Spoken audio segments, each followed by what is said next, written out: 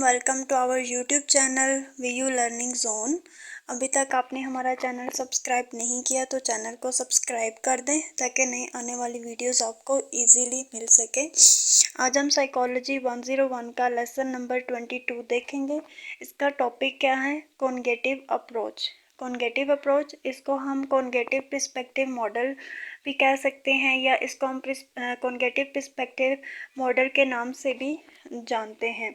इसमें हम देखेंगे कि किस तरह जो है वो कॉन्गेटिव अप्रोच ऑपरेंट कंडीशनिंग में हमारी हेल्प करती है।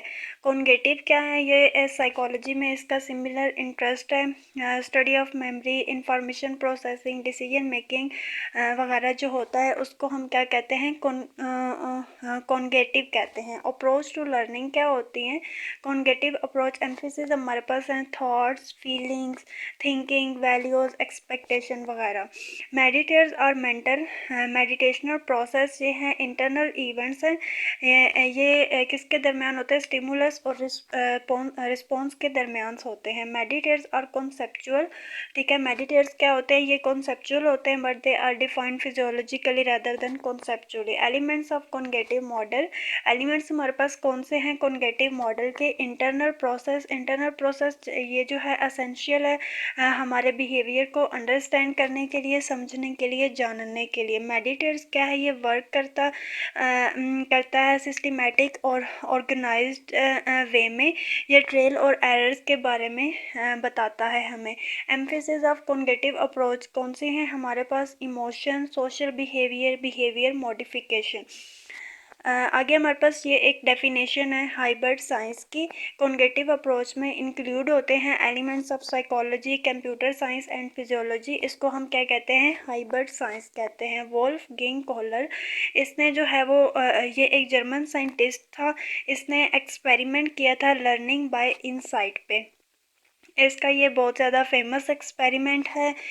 इसको सुल्तान या एपी के नाम से भी जाना जाता है। इसने किया क्या था कि एक बंदर को लिया था, उसको पिंजरे में बंद कर दिया था। पिंजरे के बाहर इसने बनाना रखा और बंदर को जो है उसने स्टिक थी, वो इतनी ही स्टिक थी कि वो आराम से बनाना को उठा के खा सकता था। 2-3 बार उसने उसको स्टिक दी और बंदर ने जो है वो बनाना उस स्टिक के ज़रिए उठाए और खा लिया। अब उसने एक्सपेरिमेंट में चेंज लाने के लिए, बिहेवियर में चेंज लाने के लिए उसने क्या किया कि बंदर को छोटी स्टिक दी और बड़ी स्टिक जो है वो पिंजरे के बाहर रखी और बनाना रख दिया। अब बंदर जो है वो छोटी स्टिक के साथ कोशिश करता रहा बनाना को उठाने की, लेकिन वो नाकाम हो गया। उसने वो जो है वो बनाना उठाने में कामयाब नहीं हो सका। वो साइड पे पिंजरे में बैठ गया। लेकिन फिर जो है उसने वापस आया, उसने छोटी स्टिक की हेल्प से बड़ी स्टिक को उठाया और बनाना को जो है वो उठा के खा लिया। इससे क्या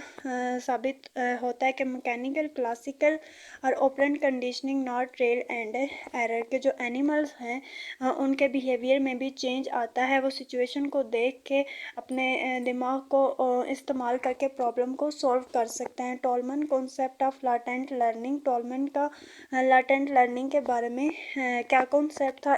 टॉलमन ने भी एक एक्सपेरिमेंट किया था।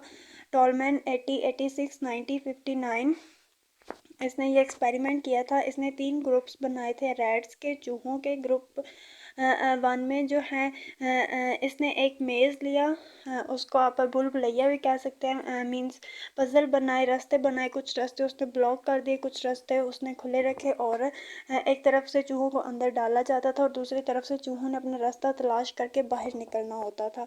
ग्रुप 1 के जो चूहे थे उसमें चूहे अपना रास्ता तलाश करके बाहर आते, उन्हें कुछ भी, कोई चीज़ भी नहीं मिलती तो आहिस्ता आहिस्ता उन्होंने अपना इंटरेस्ट जो है वो ख़त्म कर दिया। ग्रुप 2 के जो चूहे थे वो जिस तरफ भी जाते थे उनको फूड मिलती थी, इस तरह वो जल्दी से फूड बॉक्स में से निकल आते थे। ग्रुप 3 के जो चूहे थे उन्हें पहले 10 दिन इस तरह ट्रीट किया गया जैसे ग्रुप 1 के चूहों को ट्रीट किया जाता था, लेकिन 10 दिन के बाद उनको भी फूड देना शुरू किया तो उन्होंने भी जल्दी से वो बॉक्स जो है वो उससे बाहर निकल आते थे। कंक्लूजन कॉन्गेटिव मैप की क्या आती है कि जो रैट्स थे जिनको कोई इनाम नहीं दिया जाता था बेसिकली वो भी लर्न कर रहे थे, उन्होंने भी रास्ता सीख लिया था, लेकिन उन्हें आगे से कोई इनाम नहीं मिलता था, कोई फूड नहीं दी जाती थी, इसलिए उन्होंने अपना इंटरेस्ट जो है वो ख़त्म कर दिया।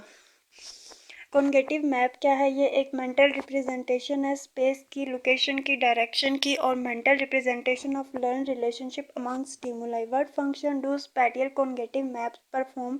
कि कौन से फंक्शन स्पैटियल कॉन्गेटिव मैप्स जो है वो परफॉर्म करती है? स्पैटियल मेमोरी जो है वो इन्वायरमेंट के फीचर को आइडेंटिफाई और रिकॉग्नाइज करती है। कैट्स जो है वो अपने घर का रास्ता स्पैटियल मेमोरी के ज़रिए ही तलाश करते हैं। स्पैटियल मेमोरी जो है वो इस्तेमाल होती है फाइंडिंग इम्पोर्टेंट गोल्स जो है वो इन्वायरमेंट से तलाश करने के लिए। Use of cognitive maps by animal birds coming back.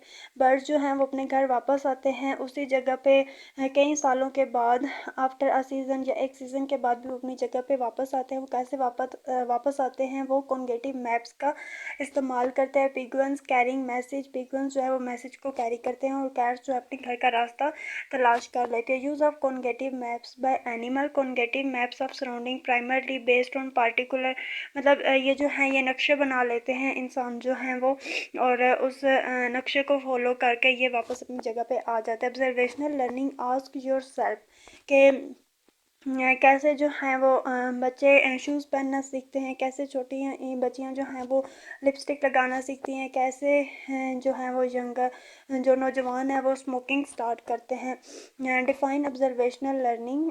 Observational learning में क्या है कि अल्बर्ट बैंडोरा जो है उसके मुताबिक वो कहता है कि जो हम लर्न करते हैं उसका वो किस पे बेस होता है? ऑब्जर्वेशन पे। मतलब फॉर एग्ज़ाम्पल अगर आप किसी सुपरस्टार को देखते हैं या किसी सुपरस्टार को देखते हैं तो आप उसकी तरह बनने की कोशिश करते हैं, या आपकी जो फेवरेट पर्सनैलिटी होती है या कार्टून कैरेक्टर बच्चे जो देखते हैं तो वो खुद को उनको देख के ऑब्ज़र्व करते हैं और उनकी तरह बनने की कोशिश करते हैं। ऑब्जर्वेशनल लर्निंग में lead to learning negative as well as positive behaviour.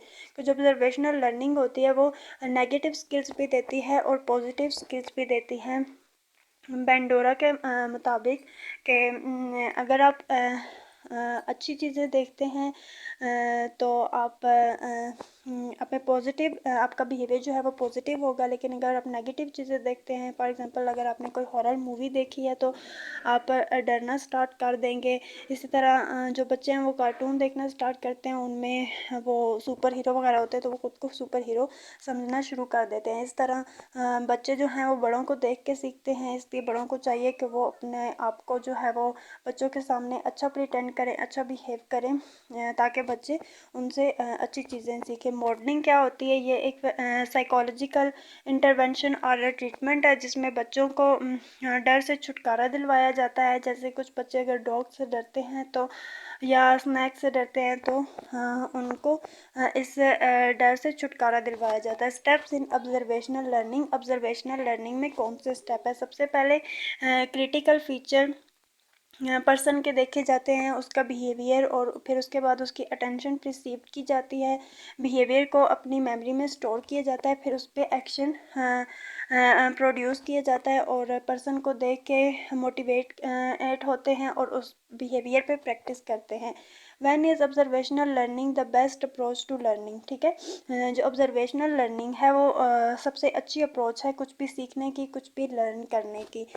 Who is a good model? कि the one is rewarded for his behaviour.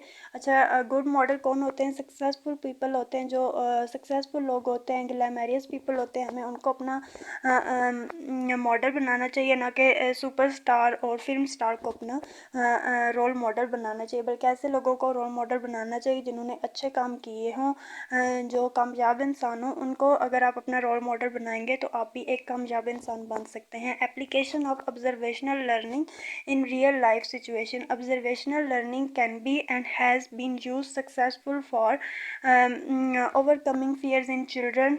ठीक है, बच्चों में जो डर वगैरह पैदा हो जाता है उनको दूर करने के लिए eating, fear of medical treatment and surgery, learning sports and athletes वगैरह. The following behavior are also learned through observation of other performing the same act. Learning gender roles, adopting new fashion. आप कोई भी new fashion कैसे adopt करते हैं, किसी को देखते हैं, कोई फिल्म वगैरह देखते हैं, कोई मूवी देखते हैं, आप उसमें देखते हैं कि फलानी हीरोइन ने तो ऐसे कपड़े पहने हुए हैं, तो आप वहाँ से फैशन वगैरह को देखते हैं. Start smoking. स्मोकिंग भी हम ऑब्ज़र्व करते हैं, किसी को देखते हैं स्मोक करते हुए तो हम वहाँ से स्मोकिंग करना स्टार्ट करते हैं. आगे हमारे पास ये टेबल है, इसको आप एक बार रीड कर लीजिएगा. ये MCQs के हवाले से इम्पोर्टेंट है, बाकी इसमें कोई भी ऐसी न्यू चीज़ नहीं है, सारी वही चीज़ें हैं जो हमने ऊपर पढ़ी हैं. आप इसको बस एक बार रीड कर लें ताकि अगर कोई MCQs वगैरह आए तो आपको उसका आंसर आता हो. बाकी ये था हमारा आज का लेक्चर, साइकोलॉजी 101 का लेक्चर नंबर 22. अभी तक आपने हमारा चैनल सब्सक्राइब नहीं किया तो व्यू लर्निंग जोन चैनल को सब्सक्राइब कर दें. अल्लाह हाफिज़.